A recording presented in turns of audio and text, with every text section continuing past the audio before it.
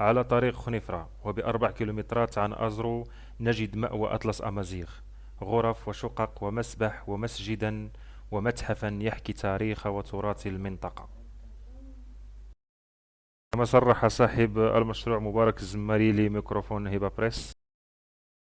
يحضر معنا الآن الدكتور، هو صاحب هذا المشروع ديال مأوى سياحي أطلس أمازيغ. دكتور زماري مبارك، مرحبا بك. مرحبا بك بخير، شكرا. أستاذ، مشروع جميل. كيفاش جاتك الفكرة ديال هذا المشروع، هذا إنشاء مثل هذا المشروع؟ في الواقع هي كانت غير منزل عائلي عائلي، تجي العائله واصدقاء وداك الشيء. وواحد النهار فكرنا ان نتقاسموا هذه المنطقه هذه مع الناس، مع المغاربه، لان ما تيخفاش عليكم أطلس متوسط راه بحال الشريعه ديال المغرب، وخصو واحد الاعتناء يكون كبير باش يكونوا فيه واحد المعلومات اللي يستقبل الناس. أستاذ، بالنسبة لهذا المأوى السياحي، يعني تقريبا هو في البداية شويه اضافات اللي ممكن تضيفها لهذا المأوى السياحي باش يولي يعني يجذب السياح بزاف؟ حنا بغينا ناخذوا بالطبيعه. الفروسيه تحتاج اعتناء خاص.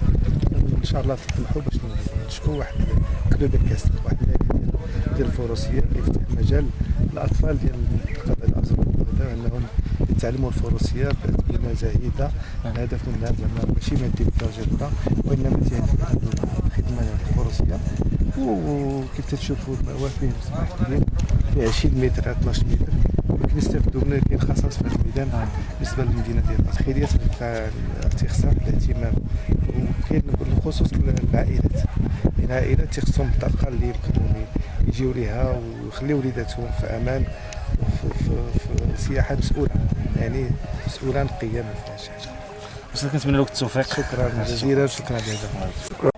وكما جاء في التصريح أنه سيتم إنشاء ناديا لتعلم وتلقين الفروسية، وذلك قدوة بحديث الرسول صلى الله عليه وسلم إذ يقول: علموا أولادكم السباحة والرماية وركوب الخيل.